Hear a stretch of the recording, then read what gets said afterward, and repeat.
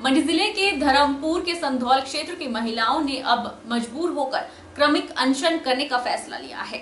संधौल नागरिक अस्पताल में विशेषज्ञ चिकित्सक के रिक्त पदों को भरने की मांग पिछले 2 महीने से की जा रही है। 3 बार ज्ञापन सौंपने के बाद भी कोई सुनवाई नहीं हुई। अब महिलाओं ने क्रमिक अनशन शुरू कर दी है। मंडी जिले के धर्मपुर विधानसभा क्षेत्र के तहत संधौल नागरिक अस्पताल में विशेषज्ञ चिकित्सक के रिक्त पदों को भरने की मांग को लेकर संधौल में महिलाओं का विरोध प्रदर्शन जारी है। यह अस्पताल संधौल तहसील के 7 ग्राम पंचायतों को सेवाएं प्रदान करता है। अस्पताल में विशेषज्ञ डॉक्टरों की कमी के कारण इस क्षेत्र के निवासियों को असुविधा का सामना करना पड़ रहा था। चिकित्सकों के रिक्त पदों को भरने को लेकर 3 बार ज्ञापन दिए गए, लेकिन कोई सुनवाई नहीं हुई। अब 2 महीने बाद महिलाओं ने क्रमिक अनशन शुरू कर दी है। अनशन पर बैठने से पहले विशाल रैली निकाली गई। महिलाओं का कहना है कि जब तक मांगे पूरी नहीं होती है तब तक क्रमिक अनशन जारी रहेगी। हमारा इतने दिनों से चला हुआ है आंदोलन, हमारी मांगे कोई भी पूरी नहीं हुई, तो आज हमें मजबूरन क्रमिक अनशन पर बैठना पड़ा। हम जब तक पीछे नहीं हटेंगे तब तक हमारी मांगे पूरी नहीं होगी। हम बहुत दिनों से लगभग 2 महीने से इस आंदोलन में संघर्ष कर रहे थे। हमने 3 ज्ञापन जो है सरकार को सौंपे, लेकिन हमारे जो चुने हुए प्रतिनिधि विधायक हैं आज तक हमारी मातृशक्ति की कोई भी वेदना नहीं समझाए, न ही हमारी मातृशक्ति के बीच में आए। तो अब जो है हमें ये 18 दिन के जो हमारा धरना प्रदर्शन था कल से अब जो वो खत्म हुआ। उसके बाद अब जो है हम मजबूर होकर समस्त संधौल क्षेत्र के लोग इकट्ठा हुए और क्रमिक अनशन जो है आज से हमारा शुरू हो गया। और जो हमारी नारी शक्ति का जितना भी ये प्रोटेक्शन चल रहा था, उसके लिए जो है हमने 3 बार ज्ञापन दिए हैं सरकार को, पर हमारी डिमांड जो है, हमारी सुनवाई नहीं हुई है, ना सरकार ने सुनी कुछ भी। तो उसके लिए हमें अब जो है कितने 2 महीने से हम जो इसमें बैठे हुए थे, धरने पे बैठे हुए, अब हमें मजबूर कर दिया गया है कि हम जो है आज से भूख हड़ताल पे बैठे हैं। रैली में बहुत से समाज सेवी संस्थाओं के सदस्यों ने भी भाग लिया। सभी ने सरकार से अनुरोध किया है कि जब तक मांगे पूरी नहीं होती है तब तक आंदोलन चलता रहेगा और उग्र आंदोलन किया जाएगा, जिसकी सारी जिम्मेवारी सरकार और प्रशासन की होगी। लेकिन बड़े अफसोस की बात है कि शासन प्रशासन और यहाँ के जो विधायक हैं हमारे माननीय चंद्रशेखर जी, उनको अभी इतना भी समय नहीं मिला है कि कम से कम इन नारियों की, जिसमें कि कुछ वृद्ध भी हैं, हमारे माँ की उम्रों की वृद्ध स्त्रियाँ, औरतें, बहन बेटियाँ बैठी हुई हैं, लेकिन उनके पास इतना भी समय नहीं है कि आके इनकी बात कम से कम सुन लें या पूछ लें। बड़ा ही दुखदाई है। हम तो यही आग्रह करेंगे, विनम्र आग्रह करेंगे सरकार से, शासन से, प्रशासन से कि आएँ। बहन बेटियाँ सबके घर में होती हैं, हमारी बहन बेटियां हैं, सबके घर में बहन बेटियां हैं, और इनकी बड़ी जायज़ मांग है कि संधौल में अगर इतनी बड़ी बड़ी बिल्डिंगें हैं तो हमें डॉक्टर भी दो, हम क्यों टांडा में हमीरपुर में धक्के खाएं। सबके पास गाड़ी के किराए के पैसे नहीं होते हैं, रात को भागना पड़ता है, दिन को भागना पड़ता है, और बड़ी जायज़ मांग है। तो हम बड़ी विनती, विनम्र हमारा निवेदन है कि हमारी बहन बेटियाँ हैं, शासन प्रशासन से यही गुहार लगाएंगे और इनकी सुनवाई करें। और अपने काम के लिए सुर्खियों में बने रहने वाले नगर निगम शिमला के मेयर सुरेंद्र चौहान एक बार फिर खबरों में हैं। मेयर सुरेंद्र चौहान ने शिमला के जंगलों में लगे देवदार के पेड़ों से जंगली बेल हटाने का अभियान शुरू किया है। शनिवार को अपनी टीम के साथ नगर निगम शिमला के मेयर सुरेंद्र चौहान कनलोग के जंगलों में पहुंचे, जहां पेड़ों के साथ लगी बेलों को हटाने का अभियान चलाया गया। मेयर सुरेंद्र चौहान ने कहा कि शिमला शहर में 800 हेक्टेयर जमीन पर जंगल है और देवदार शिमला की शान है, ऑक्सीजन देने का काम भी करता है, लेकिन पेड़ों के साथ लिपटी बेलें इनको काफी नुकसान पहुंचा रही है। नगर निगम की ओर से देवदार के पेड़ों से बेलों को हटाने का विशेष अभियान शुरू किया गया है। उन्होंने कहा कि वे इसके लिए स्थानीय लोगों का सहयोग ले रहे हैं। मेयर ने बताया कि देवदार के पेड़ों को जंगली बेलों की वजह से बहुत ज्यादा नुकसान होता है। 10 साल पहले भी उन्होंने इस तरह का अभियान शुरू किया था। अब नगर निगम शिमला के मेयर बनने के बाद एक बार फिर इस अभियान को शुरू कर रहे हैं। उन्होंने कहा कि वास्तव में यह काम वन विभाग का है, लेकिन वे चाहते हैं कि स्थानीय लोगों के सहयोग से इस काम को किया जाए। सुरेंद्र चौहान ने कहा कि बेल को हटाने का काम बहुत बड़ा है, ऐसे में इसका टेंडर किया जाना जरूरी है। उन्होंने कहा कि वे इसके लिए प्रस्ताव तैयार करेंगे। प्रस्ताव मुख्यमंत्री को भेजा जाएगा। वो बेलें पेड़ों को पूरा घुमा देती है, पेड़ के चारों तरफ घूम के उसकी जो प्रोटीन की मात्रा है, उसको जो उसका डाइट है वो पेड़ बेलें ले लेती हैं। तो इसी संदर्भ में हम आज यहाँ पे जो शिमला का सर्कुलर रोड है और कल्लोग है, खलीनी है, बैनमोर है, जहाँ पर फॉरेस्ट थिक फॉरेस्ट है ज़्यादातर।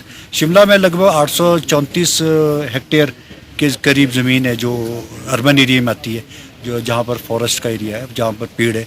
शिमला में देवदार एक शान है हिमाचल शिमला की, और इसमें हम ऑक्सीजन आपको हिमाचल एक नॉर्थ में पूरे में ऑक्सीजन देता है और लंग्स का काम करते हैं ऑक्सीजन। हमारे लिए पेड़ इतने ज़रूरी है।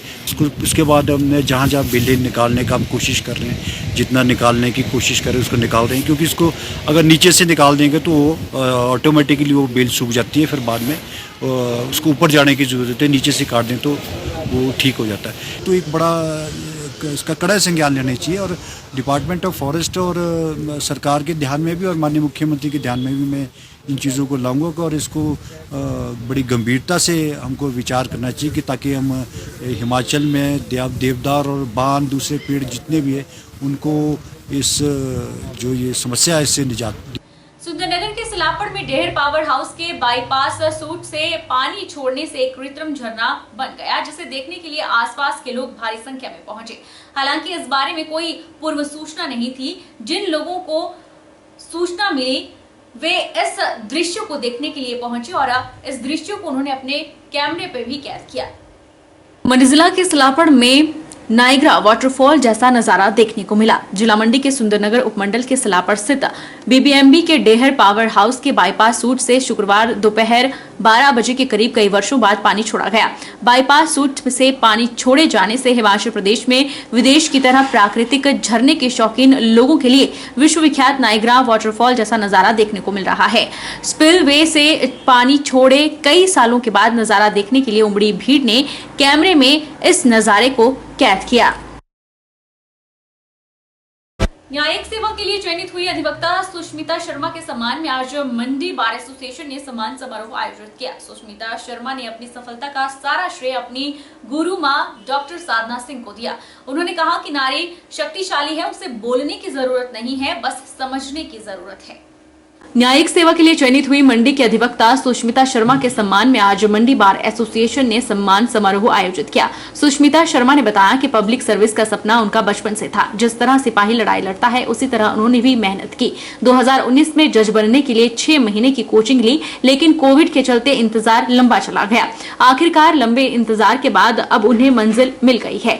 उन्होंने बताया कि एलकेजी से 12वीं तक की शिक्षा सेंट मेरी स्कूल से की। संयुक्त परिवार में पली बड़ी सुष्मिता शर्मा को परिवारजनों का भरपूर सहयोग मिला।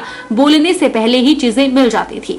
पढ़ाई के लिए भी परिवारजनों ने खूब प्रोत्साहित किया। सुष्मिता शर्मा ने अपनी गुरु मां साधना सिंह को सफलता का श्रेय दिया। सुष्मिता शर्मा ने कहा कि नारी शक्तिशाली है, उसे बोलने की जरूरत नहीं, बस समझने की जरूरत है। महिलाएं हाथ पर हाथ धरकर ना बैठें, घर से बाहर निकलें और अपने अधिकारों को जानें। सर, मैं इसको समाज सेवा के रूप में देखती हूँ और यहाँ तक पहुँचने का सफ़र भी इनिशियली जब से मैंने सोचा था, पहले मैंने एक सिविल सर्वेंट बनने का, मैंने IAS का सोचा था जब मैं स्कूल में पढ़ती थी, लेकिन सब्सिक्वेंटली मैंने लॉ लिया क्योंकि मुझे कुछ प्रोफेशनल डिग्री भी चाहिए थी। एट दी एंड आपको कुछ बैकअप चाहिए होता है। पब्लिक सर्विसेज का मेरे बचपन से था मेरा सपना, तो आज भी मैं इसको जुडिशल सर्विस को भी पब्लिक सर्विस ही मानती हूँ और ये सबसे बड़ी जनसेवा है।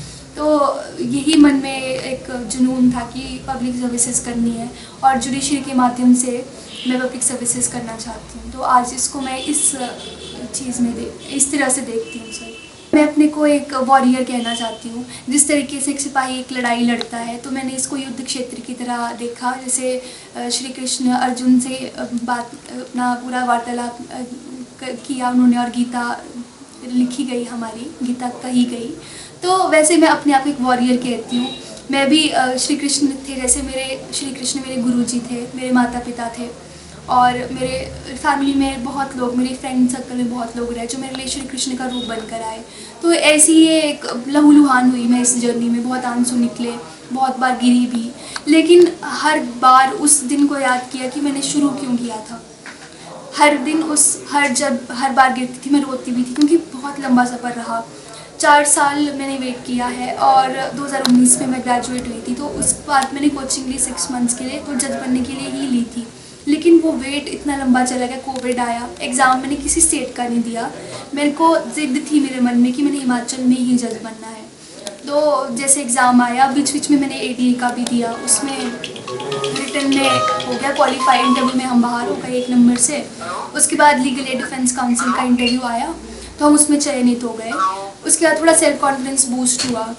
पेन थी मेरे मन में, बहुत दर्द था क्योंकि इतना समय हो गया था, तो लहूलुहान बहुत हुई थी, लेकिन हिम्मत नहीं छोड़ी मैंने। मेरे को था कि मेरे को करना है, मैं करूँगी।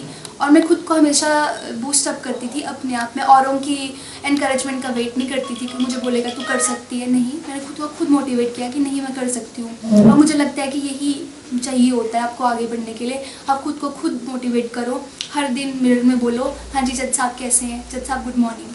तो ऐसे ऐसे आगे बढ़ी और वो दिन आज आ गया है कि वो चीज़ जो मैंने मैनिफेस्ट की थी वो सच में हो गई है। रहेगा कि अपने हक के लिए लड़ना सीखो। अगर हाथ पे हाथ धर के घर पे बैठ जाओगे और ये सोचोगे कि तुम्हारी कोई और मदद करेगा तो कभी आगे नहीं बढ़ पाओगे। अपनी मदद, एक बचपन में हमने कोट पढ़ा था, God helps those who help themselves. तो महिलाओं के लिए स्पेशली मैं ये चीज़ कहना चाहूँगी, कानून और लेजिस्लेचर और गवर्नमेंट ने, सोसाइटी ने आपके लिए बहुत चीज़ें अवेलेबल करवाई हैं। बस कमी ये है कि आप उनको आकर अवेल करें। आप बेसिकली सुंदरनगर के महादेव की रहने वाली हैं और आपकी स्कूल की पढ़ाई सेंट मैरी स्कूल सुंदरनगर से हुई। तत्पश्चात आपने हिमाचल प्रदेश विश्वविद्यालय का जो सेंटर चलता है वहाँ से 5 ईयर लॉ की पढ़ाई की। आपने LLM भी किया है और हाल ही में जैसा आप सभी को ज्ञात है कि assistant legal aid defence council में सेवाएं दे रही थी। आपके पिताजी रिटायर्ड प्रिंसिपल रहे हैं, आपकी माताजी सेंटर हेड टीचर के पद पर कार्यरत है। आज मैं पूरी मंडी बार सेशन की तरफ से इनको बहुत बहुत हार्दिक बधाई देता हूं और उनके उज्जवल भविष्य की कामना भी करता हूं। जहां भी जाएं उनका भविष्य उज्जवल हो और अच्छी तरह अपनी सेवाएं वहां दें। चंबा जिले के चुराह विधानसभा क्षेत्र में आज भी बहुत सारे ऐसे स्थान और सड़कें हैं जहां पर लोग अपनी जान को जोखिम में डालकर सफर करने को मजबूर हैं। चंबा जिले के उपमंडल सलूणी तीसा को आपस में जोड़ने वाले वाया हिमगिरी मार्ग की पटौली नाला सड़क की हालत इतनी दयनीय है कि कोई भी बड़ी या छोटी गाड़ी इस रास्ते से गुजरती है तो उसके आधे टायर सड़क से बाहर चलते हुए दिखाई देते हैं। हालांकि इस रिस्की रास्ते को बनाने के लिए कई मर्तबा लोक निर्माण विभाग को अवगत करवाया जा चुका है। बावजूद इसके 8 महीने बीत जाने के बाद भी लोक निर्माण विभाग ने इस मार्ग की सुध नहीं ली। मालवाहक वाहन और बसें लेकर जाने वाले चालक परेशान हैं। इस मार्ग से रोजाना लगभग 5 सरकारी और 7 निजी बसें गुजरती है। पटौली नाला के पास सड़क काफी संकीर्ण है। लोगों ने जल्द से जल्द इस मार्ग की सुध लेने की मांग सरकार से। पंडोह डैम के पास बनाए गए वैकल्पिक सड़क मार्ग पर शुक्रवार शाम को एक टाटा सूमो गाड़ी अनियंत्रित होकर 100 मीटर नीचे जा गिरी। घटना में एक व्यक्ति की मौके पर ही मौत हो गई जबकि बाकियों को हल्की चोटें आई हैं। पुलिस ने चालक के खिलाफ लापरवाही का मामला दर्ज कर लिया है। चंडीगढ़ मनाली राष्ट्रीय राजमार्ग पर पंडोह डैम के पास बनाए गए वैकल्पिक सड़क मार्ग पर शुक्रवार शाम को एक टाटा सूमो गाड़ी अनियंत्रित होकर 100 मीटर नीचे जा गिरी। टाटा सूमो पंडोह बाजार से देवरी पंचायत के बॉन्स गांव की तरफ सवारी को लेकर जा रही थी। अचानक SPT होटल के आगे मोड़ से अनियंत्रित होकर जा गिरी, जिसमें जल शक्ति विभाग से सेवानिवृत्त टिक्कम राम निवासी गांव मूथल, डाकघर और पंचायत देवरी की मौके पर ही मौत हो गई, जबकि टैक्सी सवार करीब 8 लोग घायल हुए। 108 एम्बुलेंस के माध्यम से घायलों को जोनल अस्पताल मंडी पहुंचाया गया। 4 लोगों को आज छुट्टी दे दी गई है जबकि 4 अभी भी उपचाराधीन हैं। वहीं ASP मंडी सागर चंद ने बताया कि पंडोह में हुए हादसे में चालक के खिलाफ लापरवाही का मामला दर्ज किया गया है। गाड़ी में 9 लोग सवार थे। एक व्यक्ति की मौके पर ही मौत हो गई। उन्होंने बताया कि 4 घायलों को अस्पताल से छुट्टी मिल गई है और 4 मरीज अस्पताल में दाखिल है। IPC की धारा 304A में गाड़ी चालक के खिलाफ मामला दर्ज कर आगामी कार्रवाई की जा रही है।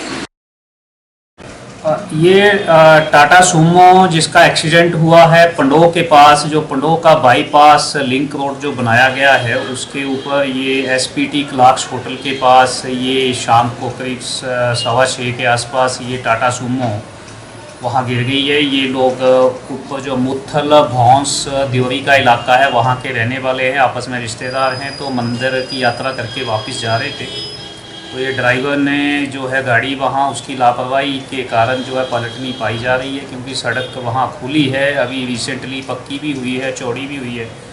तो प्राइमा फिशाई इसकी ड्राइवर की लापरवाही पाई जा रही है। और क्योंकि 9 लोग बैठे थे तो शायद ये भी कारण हो सकता है कि आगे 2 लोग बैठे थे, ओवर क्राउडेड थी गाड़ी, तो उसके कारण जो है गाड़ी मोड़ नहीं पाया और नीचे चली गई। और ड्राइवर तो इसमें ठीक है, लेकिन एक व्यक्ति की इसमें मौत हुई है, टिक्कम नाम का व्यक्ति, ये मुत्थल गांव का है और 65 वर्ष इसकी आयु है। बाकी लोग लगभग ठीक हैं, जो घायल थे उसमें 4 को आज छुट्टी हो गई है हॉस्पिटल से और 4 अभी तक एडमिट हैं, उनका इलाज चल रहा है, लेकिन ये चारों भी खतरे से बाहर हैं। और घर जा रहे थे ऊपर को पुलों से सवारी लेके, और एक्सीडेंट हो गया ऊपर, मतलब ब्रेक की फेल हो गई गाड़ी की, फिर नीचे चली गई गाड़ी। मतलब 8-9 बंदे थे हम, 8-9 बंदे थे। बस गर्दन में थोड़ी बहुत लगी, बाकी हो गया, मतलब डिस्चार्ज हो गया आज। गाड़ी पिंडों से बॉन्स गाँव। कौन सी गाड़ी थी? सोमो। जो गाड़ी में और लोग थे आपके साथ जानने वाले थे या कोई और? जानने वाले थे। एक ही गांव के थे? एक ही गांव के थे सारे। कौन सा गांव था ये? गांव बॉन्स और मुत्थल एक ही गांव पड़ा, मतलब साथ में। कौन सी पंचायत में पड़ा सर? देवरी पंचायत। वक्त तो चला है छोटे से ब्रेक का। ब्रेक के उस पार फौरन लौटेंगे, आप बने रहिए हमारे साथ।